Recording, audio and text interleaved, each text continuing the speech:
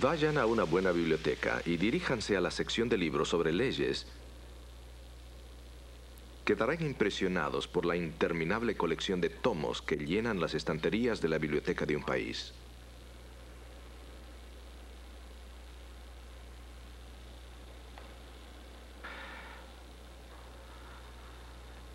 Las sociedades modernas funcionan bajo un sistema masivo de leyes. Leyes de inmigración, leyes corporativas, leyes civiles, para mencionar algunas. Las leyes controlan cómo construir nuestras casas, cómo comemos, cómo conducimos, aún el comportamiento de nuestras mascotas.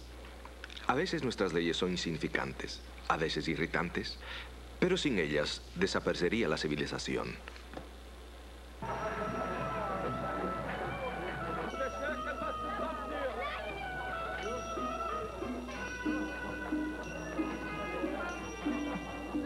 Las leyes del Antiguo Testamento son pocas al compararlas con la legislación detallada de los sistemas sociales modernos.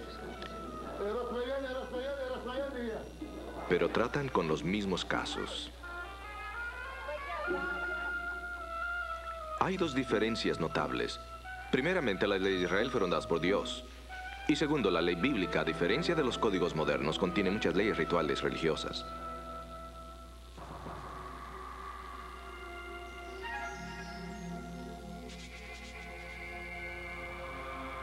Este es el desierto del Sinaí, o desierto de Sin, como se lo conocía en el Antiguo Testamento. Atrás se distingue la cordillera del Sinaí. Fue en una de estas cimas que Moisés recibió los 10 mandamientos de manos de Dios. Los 10 mandamientos, o decálogo, como también se los llama, es el corazón del sistema legal del Antiguo Testamento. La preponderancia de los 10 mandamientos en el sistema legal del Antiguo Testamento se deduce de varios factores. Primero, solo estos mandamientos fueron escritos por Dios. Segundo, Dios se los dio a Moisés bajo impresionantes circunstancias que demuestran su importancia singular. Y tercero, fueron anunciados en el contexto de la bondad divina después que Dios libró a Israel de la esclavitud egipcia. Los 10 mandamientos dirigían la vida de Israel en su relación con Dios. La relación que tenemos con Dios no es diferente en principio con la del Antiguo Testamento, pero hay fuerzas que buscan destruir esta relación. Satanás sabe que si nos fortificamos con la verdad de la Biblia y mantenemos una profunda relación con Dios, no seremos vencidos por sus ataques.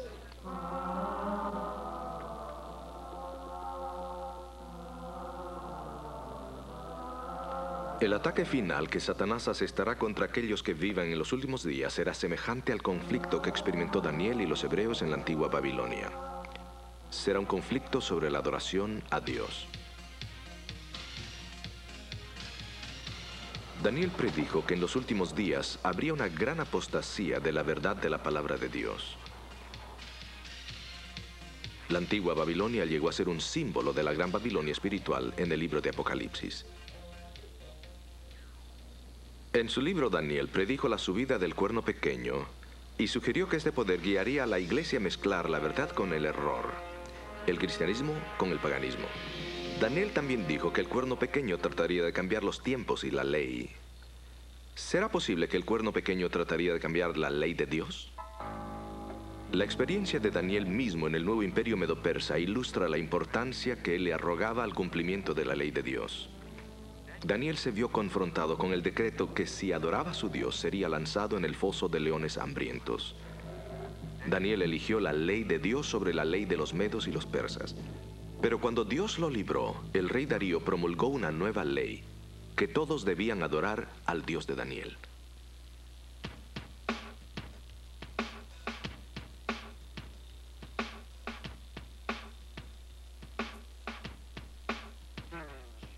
Pero aunque las leyes de Dios dictaban cómo debía vivir Daniel en el Antiguo Testamento, ¿acaso Dios requiere que los que viven en una sociedad moderna vivan de acuerdo a los códigos antiguos? ¿No dijo el apóstol Pablo que nosotros, que vivimos después de la muerte de Cristo, no vivimos bajo la ley, sino bajo la gracia? ¿Acaso nuestra relación con Dios, la forma que le servimos y le adoramos, tiene algo que ver con su ley?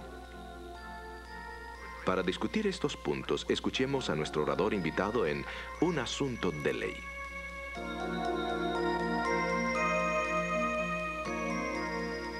¿Cómo están, amigos? Gracias nuevamente por estar aquí. El tema que estamos estudiando se pone cada vez más interesante, ¿no les parece?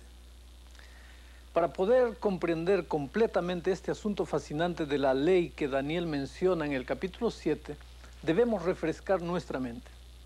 Recordaremos 3 puntos esenciales que Daniel enfatiza en cada capítulo.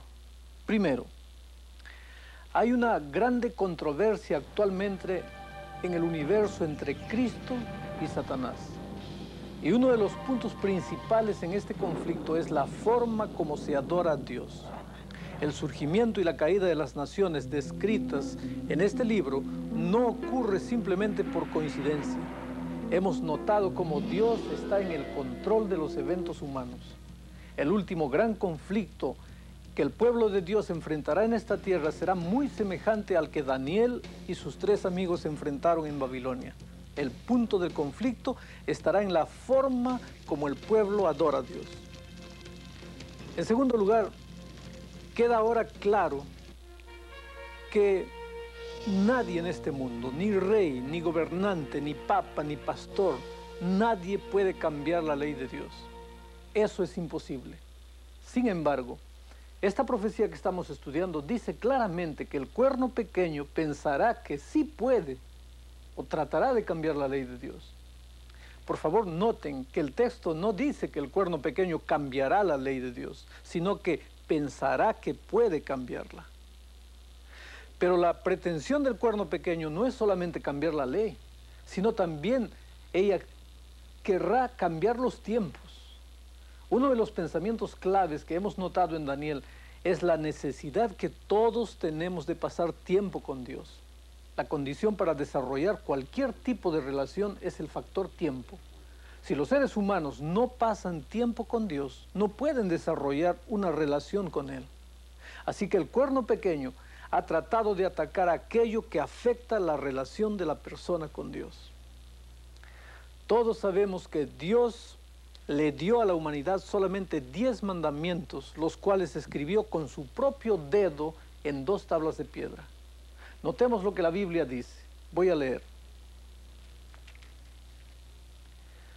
Y dio a Moisés, como acabó de hablar con él en el monte de Sinaí, 2 tablas de testimonio, tablas de piedra escritas con el dedo de Dios. Es interesante notar que los 10 mandamientos son la única parte de la Biblia que Dios mismo escribió con su propio dedo. Ustedes recordarán que Moisés, cuando bajó del monte Sinaí y vio el pueblo danzando alrededor del becerro de oro, rompió las tablas de piedra. Cuando Dios lo llamó de nuevo al monte, no le dijo, bueno, ahora escríbelas tú. No. En realidad, Dios escribió los mandamientos por segunda vez. Esta es la clase de importancia que Dios le dio a la entrega de los 10 mandamientos. El resto de la escritura fue escrita por profetas, según Dios se comunicaba con ellos y les decía lo que debían escribir. Pero los 10 mandamientos eran de tal importancia que Dios los escribió con su propio dedo, 2 veces en tablas de piedra. No le dio el trabajo ni a Moisés ni a otro grande profeta. La escritura sobre la piedra indicaba de alguna manera que nunca serían cambiados y que serían para todos los tiempos. Pero noten ustedes la presunción del cuerno pequeño al tratar de cambiar la ley de Dios y los tiempos dentro de la ley. La única parte de la Biblia que Dios mismo escribió es la parte de la Biblia que este poder político religioso ha tratado de cambiar y alterar, y al hacerlo ha atacado al mismo Dios. Permítanme ahora explicarles por qué el tratar de cambiar los 10 mandamientos de Dios es un ataque hacia Dios personalmente. Los 10 mandamientos son una transcripción o una copia del carácter de Dios. Ellos nos revelan cómo es Dios. En realidad, la ley de Dios es un reflejo de sí mismo. A medida de ilustración, permítanme decir lo siguiente. Muéstrenme una copia de las leyes de un estado y yo les diré la clase de estado que es. las leyes reflejan el carácter de aquellos que las crearon. Igualmente sucede con la ley de Dios. Es un pequeño reflejo de cómo es Dios. Por ejemplo, cuando el mandamiento dice, no cometerás adulterio, simplemente nos está diciendo que Dios es puro. Por lo tanto, nosotros debemos ser puros como Él. Cuando la ley dice, no robarás, nos dice que Dios es honesto. Así que un esfuerzo por cambiar cualquiera de estos mandamientos es un atentado directo para cambiar el carácter de Dios. El tercer punto que tenemos que tener en cuenta es que Daniel también nos da el lado positivo de esta triste historia de apostasía al explicar cómo el verdadero pueblo de Dios se mantendrá firme delante de este error y será victorioso por la fuerza que recibe de Jesucristo. Simplemente este pueblo ama al Señor Jesús, lo ama más que su propia vida. ¿Por qué? Porque ellos han desarrollado un lazo de amor muy estrecho con Jesús. Ustedes recordarán que en Daniel 6 y en la experiencia de Daniel en el foso de los leones se nos muestra que el verdadero pueblo de Dios, como Daniel, tomará tiempo todos los días para orar y para leer la palabra de Dios. Esta, mis amigos, es la única fuente de fortaleza para prevalecer en el último grande conflicto que viene a este mundo. El cuerno pequeño es el agente que Dios dice que introducirá en la iglesia cristiana enseñanzas que ni Jesús ni los apóstoles enseñaron.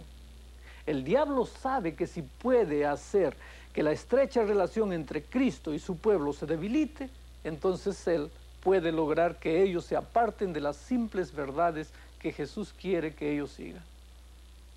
Es la Biblia la única fuente que nos da una comprensión clara de lo que es correcto o es incorrecto. La Biblia nos dice lo que Dios espera de nosotros.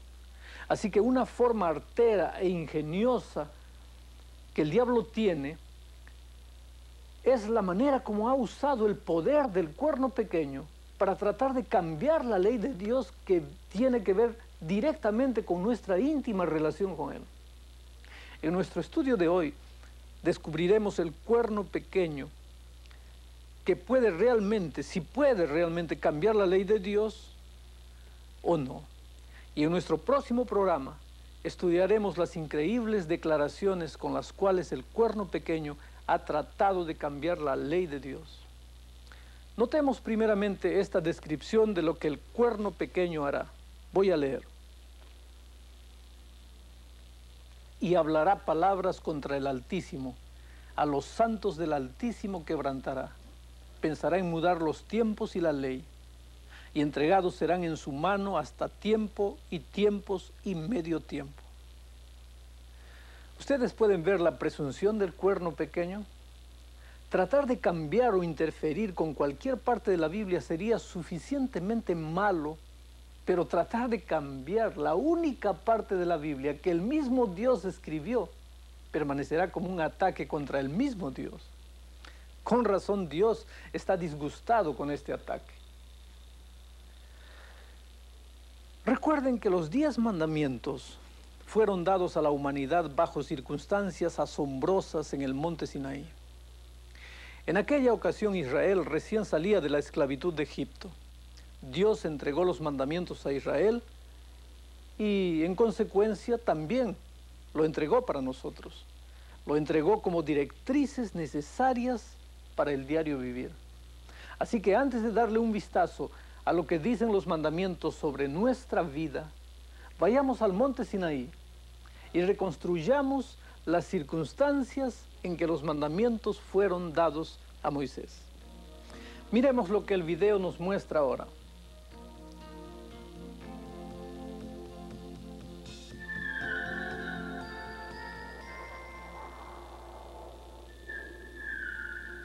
Esta es la península del Sinaí.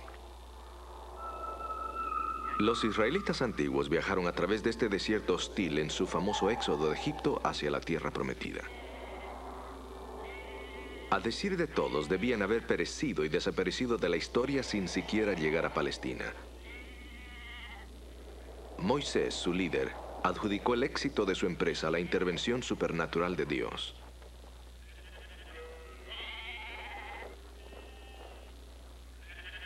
Durante su epopeya, los israelitas presenciaron la intervención divina en favor de ellos en muchas ocasiones.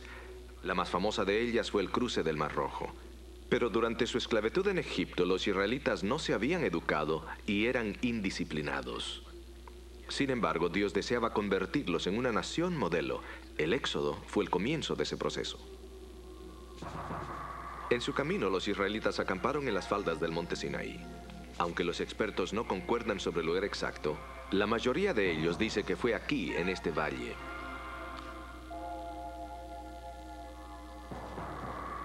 Fue en una de estas cimas que Dios le dio a Moisés los 10 mandamientos. El libro de Éxodo lo describe como un evento pasmoso, con fuego, humo y una voz de trueno que salía de la montaña.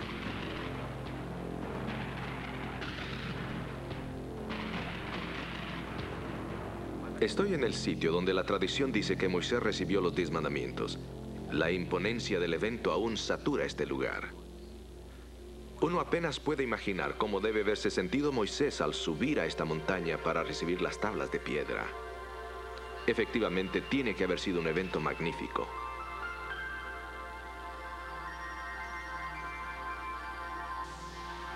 Allí en el Sinaí trataron con un Dios totalmente diferente. Un Dios personal, un Dios que podían percibir, que podían escuchar. Él les habló, negoció con ellos, se comunicó con ellos.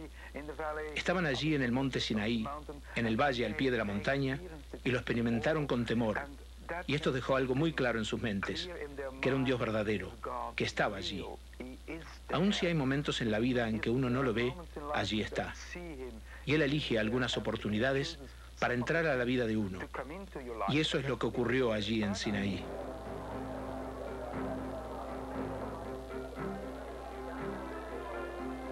Cuatro mil años más tarde, los judíos ortodoxos aún consideran los mandamientos como el epicentro de su estilo de vida. Hoy, los judíos todavía recuerdan aquel momento especial en que Dios utilizó la naturaleza para comunicarse y para dejar su impresión.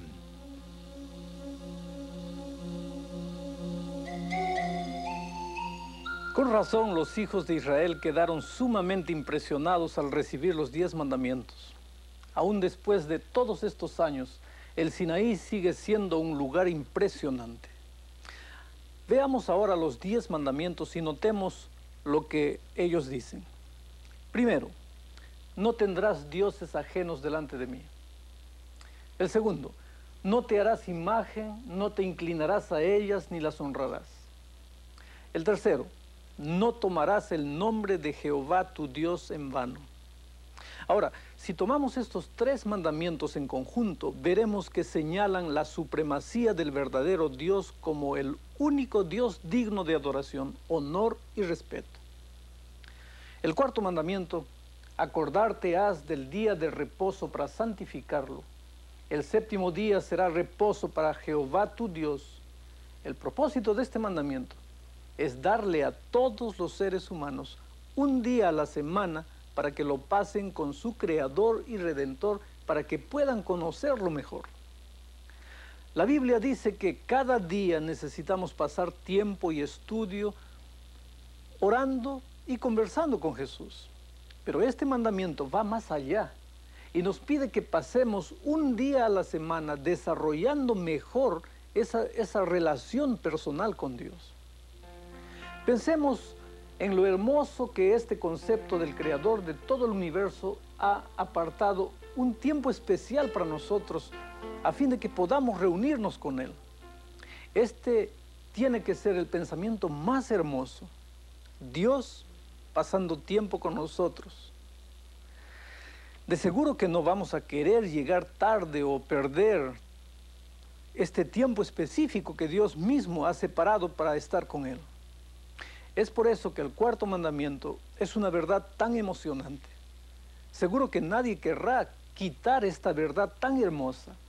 Si recibiéramos una invitación para reunirnos, por ejemplo, con el presidente o con la reina o con el dirigente de una nación, lo consideraríamos como un privilegio muy especial.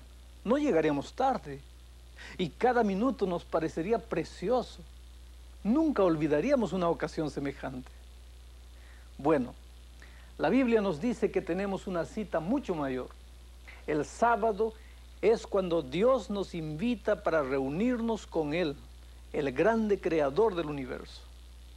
¿Pueden percibir por qué este asunto es tan importante?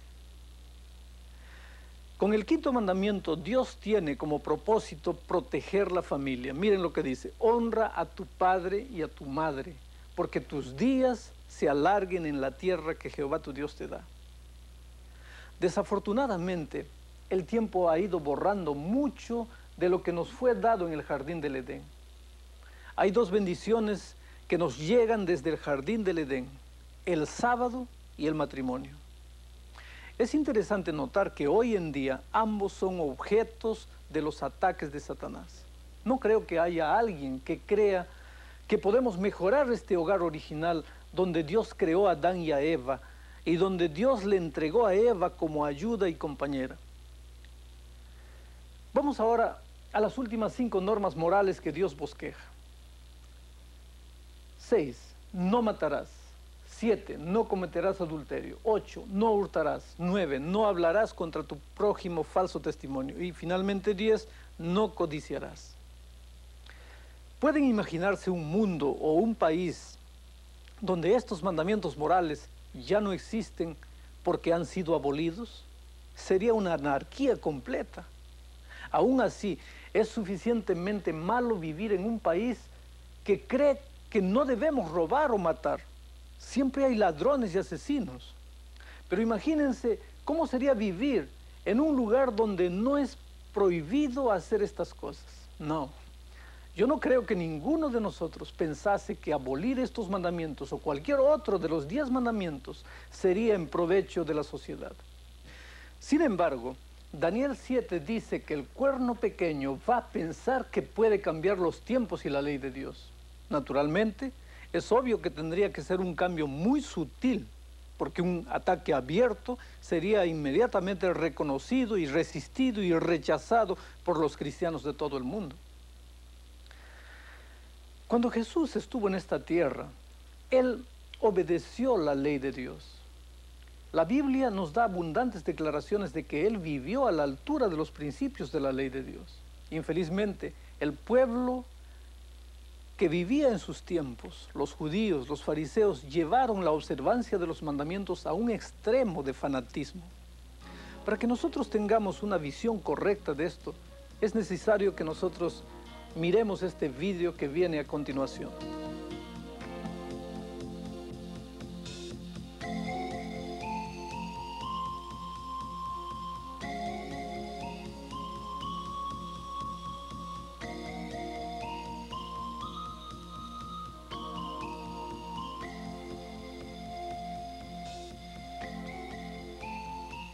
Esta es la ciudad de Nazaret, el hogar de más de 30.000 árabes cristianos.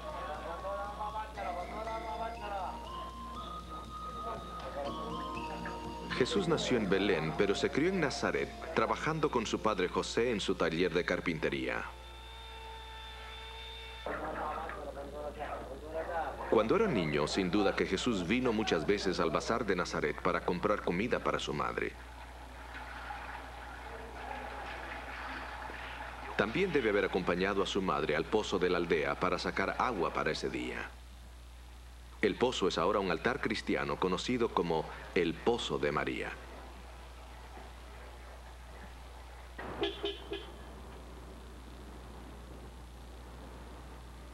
Como era su costumbre y la costumbre de todo buen judío de su tiempo, Jesús y su familia deben haber pasado por aquí para adorar cada sábado en la sinagoga. Más aún, esta sinagoga todavía la usan católicos cristianos griegos hoy en día.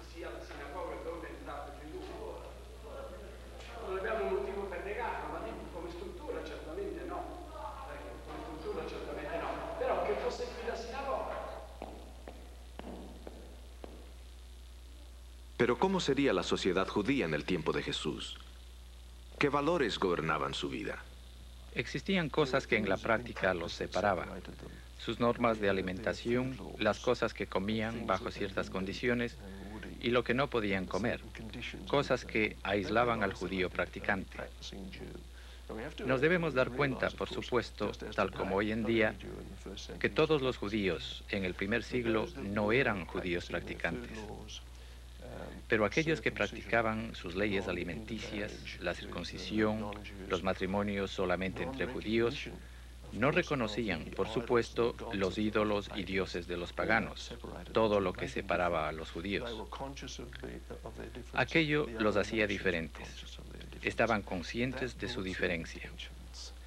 Esto creó ciertas tensiones. El tener conocimiento de sus diferencias y el ser exclusivos a veces los tornaba un tanto arrogantes y tendían a rechazar un poco a los forasteros. Por lo tanto, esta fue la razón por la cual se disgustaron un poco con Jesús, quien aparentaba ser un judío santo. Sin embargo, comía con un samaritano y pidió a una mujer samaritana, que también era una mujer de una reputación dudosa, que le diera un vaso de agua. Este tipo de cosas hubiera ofendido a los judíos.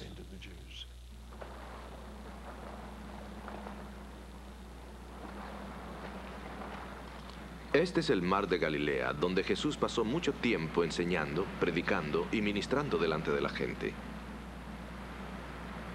Uno de sus sermones más famosos es el Sermón del Monte, que probablemente se llevó a cabo en una de estas laderas que divisan el lago. En ese sermón Jesús predicó sobre el asunto de la ley y de la actitud de los judíos hacia ella. Yo personalmente leí el Sermón de la Montaña, que se encuentra en Mateo 5, 6 y 7, como la interpretación de Jesús de la ley del Torá, a diferencia de los fariseos. La forma en que él lo interpretó, en comparación a los fariseos, fue cuando ellos decían: he cumplido el sexto mandamiento porque no he matado a nadie, no he asesinado a nadie.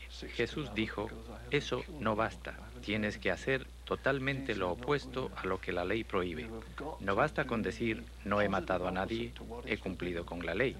Lo que él quisiera que tú digas es: has buscado la reconciliación con aquel que es tu enemigo en algún lugar donde haya tensión, es decir, bueno, no lo he matado todavía, por lo tanto, no he violado el mandamiento.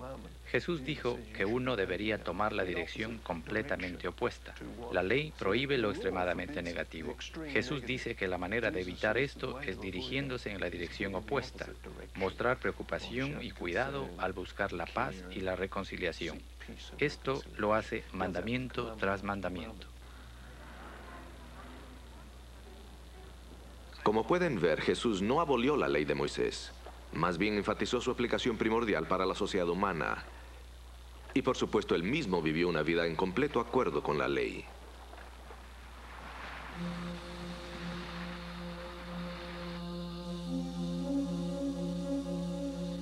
Hoy en día, en la cristiandad moderna, encontramos diferentes actitudes hacia los 10 mandamientos. Pero por más sinceras que estas actitudes puedan ser, es posible que estén tan equivocadas como la actitud de los judíos hacia la ley de Dios en los tiempos de Cristo. Explico. Los judíos querían obedecer los mandamientos de Dios, pero en su entusiasmo sobrecargaron a todo el mundo con sus leyes y reglamentos de hombres que virtualmente pasaron a enseñar que la salvación era la recompensa que Dios daba por haber guardado los mandamientos. Pero muchos cristianos hoy se han ido al otro extremo, al extremo opuesto. Ellos piensan que ya no es necesario obedecer los mandamientos de Dios porque somos salvos por la gracia. Y que esa gracia nos libera de cualquier obligación de obediencia a la ley de Dios. Más aún, aquellos que realzan los 10 mandamientos son clasificados como legalistas, que no logran comprender la libertad que tenemos en Jesús. Este es el lado opuesto del péndulo donde se encontraban los judíos del tiempo de Jesús. Permítanme decirles claramente que la Biblia enseña que solamente hay una forma para la salvación de una persona, y esa es por la gracia de Dios. No solamente un 10% de gracia, no un 50% de gracia, ni siquiera un 90% de gracia, sino un 100% de gracia. No hay otra forma de salvación. No podemos construir con una sola puntada humana el vestido maravilloso de la salvación. Es un regalo total y no hay nada que podamos hacer o añadir a ese regalo perfecto y completo. Los que dicen que porque somos salvos por gracia ya no necesitamos la ley, generalmente no logran comprender el claro propósito de la ley. La ley, como ven, nunca fue dado para salvarnos. Ese no es el propósito de la ley, esa no es su función. El papel que desempeña la ley es simplemente mostrarnos que lo que está bien o lo que está mal. Revelar la norma que Dios quiere que hagamos o dejemos de hacer. Permítanme ilustrarlo de la siguiente manera. En Santiago 1, 22 al 25 se compara la ley de Dios a un espejo. Miren lo que dice. Mas sed hacedores de la palabra y no tan solamente oidores, engañándoos a vosotros mismos. Porque si alguno oye la palabra y no la pone por obra, este tal es semejante al hombre que considera en un espejo su rostro natural, porque se consideró a sí mismo y se fue, y luego se olvidó que tal era. Mas el que mira perfectamente en la perfecta ley, la ley de la libertad, y persevera en ella, no siendo oidor olvidadizo, sino hacedor de la obra, este será bienaventurado en su hecho. Ahora voy a hacer una ilustración bien práctica para explicar lo que este texto está diciendo. Yo tengo aquí conmigo una vasija con barro. Barro es barro sucio. Podría decir perfectamente que este barro es el símbolo del pecado que mancha la vida del hombre. Aquí, en esta otra vasija, yo tengo agua, agua pura y limpia. El agua podría ser un perfecto símbolo de la gracia de Jesús, de la sangre maravillosa de Jesús que limpia todo pecado. Ahora aquí yo tengo un espejo. El espejo es un símbolo de la ley de Dios. El texto bíblico dice que la ley es como un espejo. Muy bien, permítanme hacer ahora la ilustración. Aquí está el barro, símbolo del pecado. Yo estoy yendo por la vida, soy un ser humano y me mancho con el pecado de esta vida. Hay un problema con el pecador.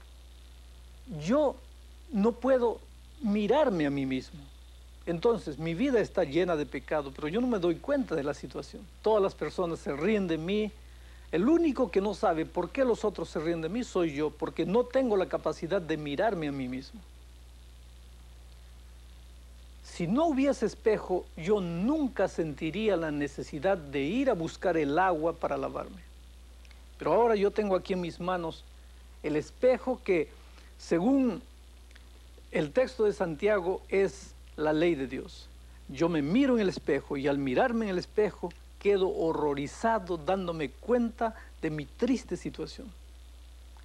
Ahora, si yo tratase de lavarme con el espejo, miren lo que va a suceder. Yo me voy a ensuciar mucho más, porque el espejo no sirve para lavar. La función del espejo es solamente mostrar la necesidad del agua. Ahora que me mostró la necesidad, yo debo ir al agua. Y ahora sí, el agua me limpia de toda suciedad. La gracia de Cristo me limpia de todo pecado.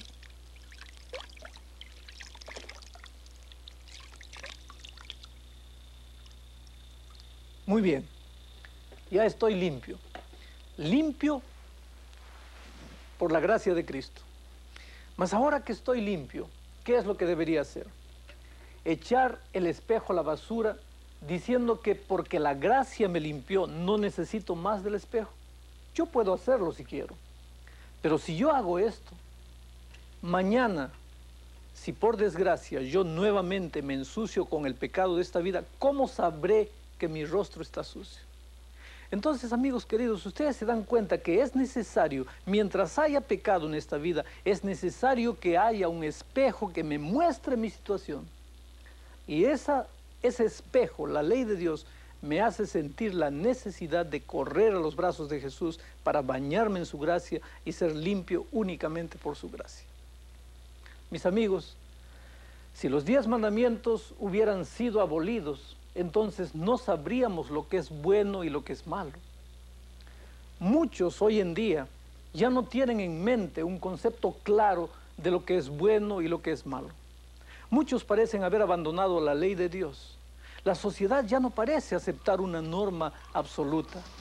Y una vez que se quita la norma, la sociedad comienza a desplomarse. Hoy en día lo podemos ver en la falta de ley y orden que existe por todas partes. Permítanme repetir lo que la Biblia nos dice, que el propósito de la ley es salvarnos, sino que no es salvarnos, sino que simplemente nos dice lo que es correcto y lo que no lo es.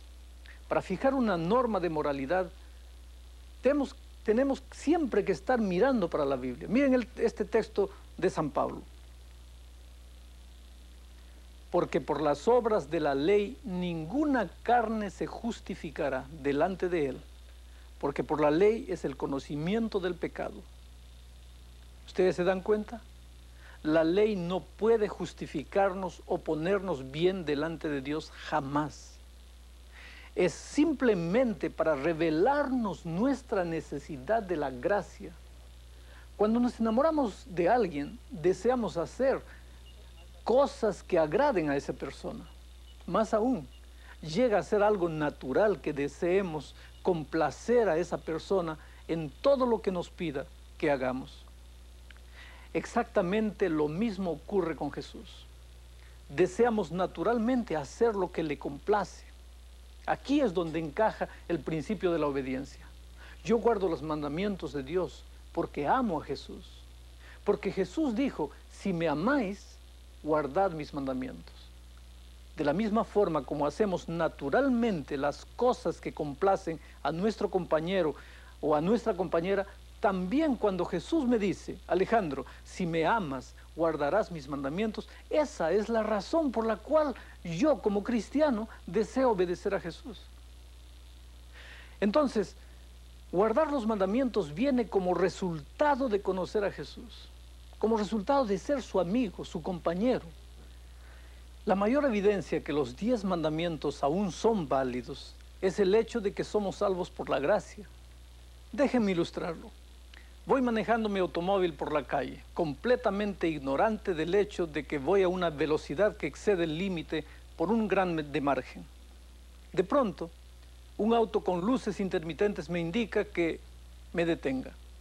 El oficial de policía me dice, ¿hay alguna razón para que usted conduzca tan rápido? Yo admito inmediatamente que no tengo ninguna. Así que él inmediatamente comienza a escribir una boleta y me invita a comparecer ante la corte. Me presento delante del juez. Él escucha mi caso y le explico que iba camino a unas conferencias. Bueno, él demuestra simpatía y puesto que esta es mi primera experiencia en la corte, me perdona los cargos. Me dice, en efecto, la corte lo perdona y le extiende la gracia de la corte. Bien, salgo de la corte y me siento muy feliz. Así que me subo a mi auto y comienzo a conducir nuevamente por la calle, rechinando las llantas y quemando las gomas. No pasa mucho tiempo sin que llame la atención de la ley nuevamente. Y si ustedes no lo creen, el mismo policía me detiene la segunda vez. Tan pronto como se acerca de mí, me mira y me pregunta, yo no lo conozco a usted. Yo le di una boleta apenas 2 semanas atrás. ¿Por qué está corriendo de nuevo? Bueno, oficial, le digo yo, es que yo fui a la corte y el juez con suma bondad me quitó los cargos. Me dijo que la corte me extendía su gracia. Yo quiero que usted sepa que puesto que ahora estoy bajo la gracia del juez, no tengo nada que ver con su ley. ¿Saben ustedes lo que me respondería el policía? Usted no es un asunto de gracia, usted definitivamente es una desgracia. No, mis amigos, nadie sería tan necio como para ponerse a discutir así. En la vida real nadie haría eso. Y sin embargo, cuando se trata de la gracia y la ley, eso es exactamente lo que algunos hacen. creen que puesto que somos salvos por la gracia, eso nos libra de nuestra obligación de obedecer los 10 mandamientos de Dios. Quiero decirles que si a mí me quitaron los cargos de una multa por exceso de velocidad, entonces en el futuro sería mucho más cuidadoso. Y escuchen, algo más, la mayor evidencia de que los mandamientos aún son válidos es el hecho de que aún necesito de la gracia. Si no hubiese una ley que prohibiera el exceso de velocidad, yo no necesitaría la gracia de la corte. Por ejemplo, supongamos que el policía entra en la pieza donde ustedes están viendo el video y les dice, ustedes quedan arrestados, y se los lleva a todos esposados a la corte. El juez les dice, ¿por qué trajeron esta gente a la corte? ¿Qué crimen han cometido? El policía responde, estaban estudiando el libro de Daniel. Entonces el juez los mira y les dice, no veo ningún crimen en esto, entonces los perdono. Ustedes podrían reclamar al instante, no necesitamos su perdón, no necesitamos su gracia, porque no hemos transgredido ninguna ley. Ustedes entienden, el hecho de que necesitamos ser salvos por gracia es la mayor evidencia de que los mandamientos aún son válidos para todos nosotros. Hay otro punto que debemos notar, y es que los hombres y mujeres son salvos solamente por gracia, no solo en los tiempos del Nuevo Testamento, sino que esta era la forma en que los hombres fueron también salvos en el Antiguo Testamento. Ya sea que los hombres hayan vivido en el Nuevo Testamento o en el Antiguo, la manera de salvarse siempre fue la misma. Como ven, algunos hasta han enseñado que mientras la gente es salva por gracia en el Nuevo Testamento, en los días del Antiguo Testamento los hombres y mujeres podían guardar la ley y salvarse de esa manera. Muchas veces esto se menciona como una ley de dispensación, pero eso es imposible. Cuando una persona peca, no hay forma que pueda limpiarse o por sí mismo pagar ese pecado. Permítame ilustrarlo de esta manera. Un día yo estaba trabajando en mi jardín cuando de pronto llegaron 2 autos de policía y los policías entraron precipitadamente en la casa de mi vecino. Al rato salieron con mi vecino esposado, la esposa y los niños estaban llorando muy disgustados. Bueno, después supe lo que había pasado. Aparentemente había sido arrestado porque sospechaban que había cometido un crimen 15 años atrás. No solamente me sorprendí yo, sino todo el barrio. Nadie lo pudo creer. Esta familia era una familia correcta. Era lo que se podía llamar gente modelo. Finalmente comenzó el juicio de mi vecino. Yo tuve que comparecer como testigo de la defensa para decirle a la corte cómo vivió este hombre desde que yo lo conocí. Al escuchar las evidencias, parecía ser cada vez más claro que él era culpable de los crímenes de hace varios años. A pesar de que todos los vecinos podían testificar que este hombre había vivido una vida ejemplar, había sido un buen vecino, y no se nos ocurría ni una sola cosa mala que hubiese hecho. Sin embargo, nada de esto sirvió en la corte. El hombre fue condenado por un crimen que cometió hacía 15 años. No importó que hubiese vivido una vida ejemplar desde entonces. Fue a la cárcel por ese crimen. Lo mismo sucede con nosotros. No importa si nos fuera posible vivir una vida perfecta sin cometer un error de aquí en adelante. Todos hemos hecho cosas malas en el pasado y eso tiene que ser resuelto. Como verán, ningún hombre o mujer puede vivir una vida sin cometer errores en pensamiento, palabra o acto. Y eso nada tiene que ver con que la persona haya vivido en los tiempos del Nuevo o Antiguo Testamento. Es por eso que nadie puede ser salvo de ninguna otra forma que no sea mediante Jesús, su misericordia y su gracia. Necesitamos a alguien que pague la deuda de nuestros errores. Los israelitas necesitaban que alguien pagara la deuda de sus errores. Es por eso que en el Antiguo Testamento ellos tenían los corderos de sacrificio que les recordaba la muerte de Jesús que se realizaría en el futuro. Notemos lo que Dios le pide al pueblo que haga después que los libertó de la esclavitud de Egipto. Leo en la Biblia. Y habló Dios todas estas palabras diciendo: yo soy Jehová tu Dios que te saqué de la tierra de Egipto, de casa de siervos. El orden de los eventos aquí es profundamente significativo. La razón por la cual se le pidió a Israel que obedeciera era simplemente la consecuencia natural que Dios ya los había salvado. En ninguna parte de la Biblia se nos enseña que hemos de ser obedientes y guardar los mandamientos para poder ser buenos, de modo que Dios nos pueda salvar. Dios nos salva primeramente. Entonces, en respuesta a esa realidad, nos pide que seamos obedientes. Noten lo siguiente, voy a leer. Oye Israel, Jehová nuestro Dios dice: Jehová uno es. Amarás a Jehová tu Dios de todo tu corazón y de toda tu alma y con todo tu poder. Ahora ustedes notarán inmediatamente que este es el mismo mandamiento que Jesús citó en el libro de Mateo capítulo 22, versículo 37. El segundo gran mandamiento, amarás a tu prójimo como a ti mismo, se encuentra también en el Antiguo Testamento, en Levítico 19, 18. ¿Quieren que lea? No te vengarás ni guardarás rencor a los hijos de tu pueblo, mas amarás a tu prójimo como a ti mismo, yo Jehová. Así que estos dos mandamientos de amor a Dios y amor a nuestro prójimo, ambos son realmente mandamientos del Antiguo Testamento. Nuevamente, el mandamiento de amar a Dios con todo nuestro corazón en Deuteronomio 6 sigue inmediatamente a la entrega de los 10 mandamientos, como se lo registra en Deuteronomio 5. De esta manera, queda indicado que el amor debía ser la motivación para obedecer a Dios, aún en el Antiguo Testamento. Escuchen esta buena enseñanza en el Antiguo Testamento, que cabría muy bien en cualquier libro del Nuevo Testamento. Lo voy a leer. Oh hombre, Él te ha declarado que sea lo bueno.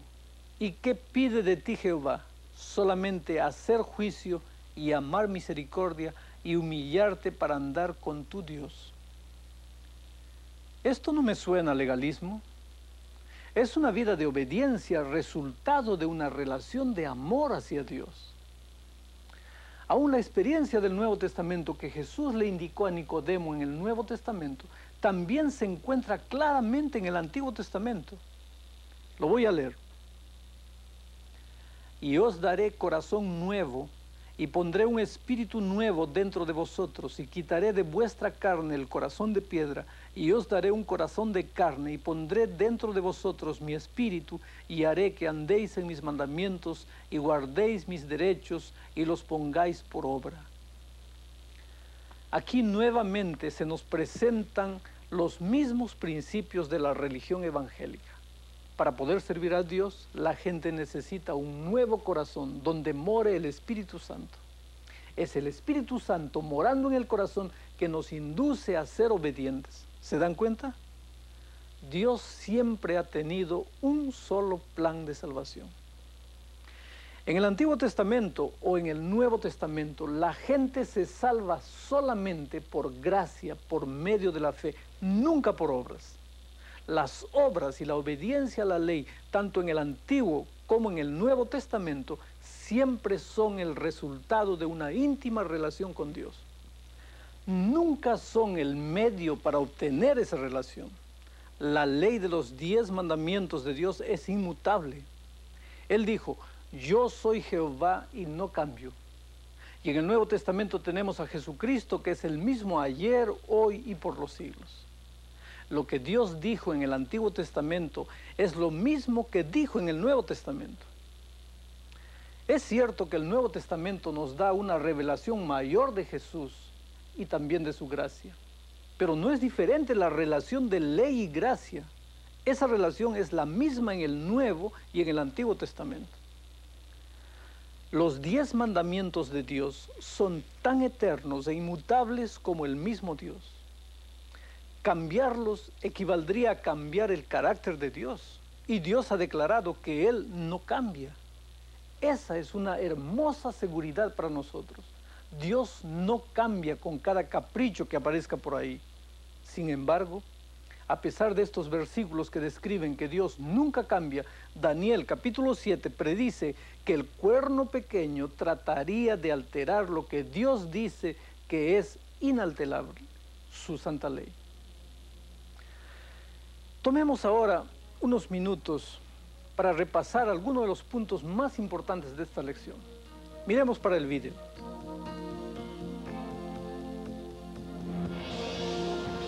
La importancia del decálogo en el sistema legal del Antiguo Testamento queda claro por varios factores. Primero, solo estos mandamientos fueron escritos por Dios. Segundo, Dios se lo dio a Moisés bajo imponentes circunstancias que subrayan su singular importancia. Y tercero, fueron anunciados en el contexto de la bondad divina después de la maravillosa liberación de Israel de la esclavitud egipcia. Los 10 mandamientos dirigían la vida de Israel en su relación con Dios, pero la obediencia a la ley no se agenciaba a esa relación. La amistad de Dios hacia Israel fue siempre un don. Israel fue redimido antes que Dios le diera su ley en el monte Sinaí. Debía obedecer su ley como resultado de su amor por Dios. Puesto que Dios escribió los 10 mandamientos él mismo, sería una blasfemia que algún ser humano los falseara. Pero la Biblia habla de un poder blasfemo, perseguidor, que trataría de cambiar la ley de Dios, la base misma de la moralidad. En su famoso Sermón del Monte, Jesús dijo que no había venido a abrogar la ley o los profetas. Su misión, dijo él, fue la de cumplirla. ¿Pero acaso no nos enseña el apóstol Pablo que los cristianos no están bajo la ley sino bajo la gracia? Así es. Pero es importante saber qué quiso decir con eso. Una cosa es clara. Él no dijo que los cristianos deben ignorar el decálogo. Pablo cita el 5º, 6º, 7º, 8º, 9º y 10º mandamiento como si fueran obligatorios para los cristianos. Obviamente no podría indicarles que guarden una ley que había sido abolida. Entonces, ¿anulamos la ley con esta fe? En absoluto. Lo que hacemos en realidad es respetar la ley. ¿Y qué entonces? ¿Pecaremos porque no nos hallamos en estado legal, sino en estado de gracia? De ninguna manera. ¿Qué diremos entonces? ¿Que la ley es pecado? Desde ya que no. De estas negaciones podemos concluir que la ley no ha sido abolida por la fe en Cristo y que la gracia de Dios no le da base al pecado. ¿Cuál es el problema? El problema es el pecado en el corazón humano. Somos atraídos a lo prohibido. ¿Pero qué quiere decir Pablo cuando dice que no estamos bajo la ley sino bajo la gracia? Estar bajo la ley es estar bajo el control de todo el sistema mosaico. Jesús nació como judío bajo este sistema y por tanto estaba obligado a observar todos los requisitos de la ley mosaica. Esto incluía no solo el decálogo, sino todas las leyes rituales generales de la vida tradicional judía. Estar bajo la ley significaba vivir como un judío del primer siglo. Muy temprano en su misión entre los paganos, los cristianos tuvieron que formularse una pregunta. ¿Tendrán que vivir los conversos gentiles como un judío del primer siglo, es decir, bajo la ley? La respuesta es no. Los conversos cristianos no tenían que ser circuncidados, celebrar sacrificios y rituales religiosos del judaísmo. Pero el Nuevo Testamento deja bien claro que esta libertad de las tradiciones judías no significaba que los gentiles cristianos continuaran viviendo como paganos.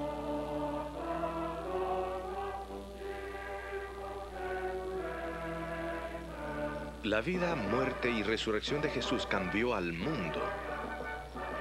El pecado comenzó con la rebelión de Adán contra Dios y fue un poder dominante antes de la entrega de la ley en el monte Sinaí.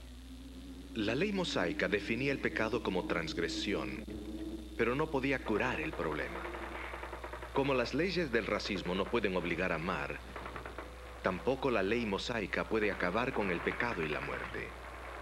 El pecado y la muerte continuaron reinando aún después de la ley mosaica. Al clasificar el pecado como transgresión, la ley mostró la seriedad del pecado. Fue la resurrección de Jesús, no la promulgación de la ley, lo que terminó con el reino del pecado y la muerte. En conclusión, podemos decir que la importancia del Decálogo se manifiesta por el hecho que Dios la escribió con su propio dedo. Además, las declaraciones de Pablo y Cristo demuestran que la ley no ha sido abolida y está vigente hoy en día. Pero la ley no puede salvar a la raza humana del pecado. Es solo por la sangre de Cristo que el hombre puede ser salvo, nada más. En los últimos días, la Escritura dice que habrá un ataque directo contra la ley de Dios, cuando el cuerno pequeño trate de cambiar los tiempos y la ley. Pero la ley es eterna, no puede cambiar.